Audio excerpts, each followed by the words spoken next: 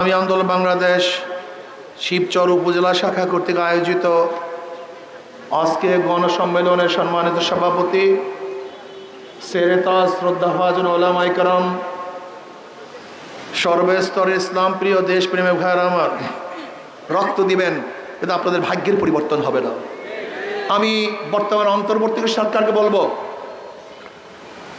যাদেরকে আপনি বর্তমান উপদেষ্টা নিয়োগ দিয়েছেন, এরাই মাটি এবং মানুষের চিন্তা লালন করে না, এরা ভিন দেশে কোনো চিন্তা লালন করে।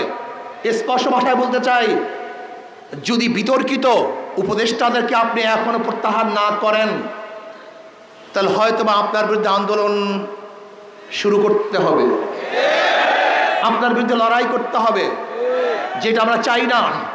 আমরা চাই সংস্কারের মাধ্যমে সুন্দর এক পিআর সিস্টেমে নির্বাচন উপহার দিবেন, সংখ্যানুপাতিক হারে নির্বাচন হবে, কোনো ব্যক্তিকে মানুষ ভোট দিবে না, মার্কাকে ভোট দিবে।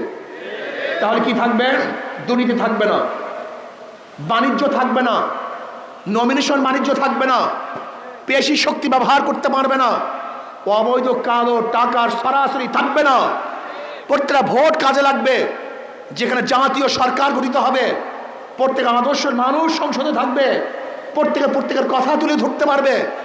বিহার সিস্টেমে নির্বাচন হলে ফ্যাসিস্ট আর তৈরি হবে না, জালেম তৈরি হবে না, খুনি তৈরি হবে না, লক্ষ লক্ষ কোটি টাকা বিদেশি পাচারকারী কোনো দল আর বাংলাদেশে থাকবে না।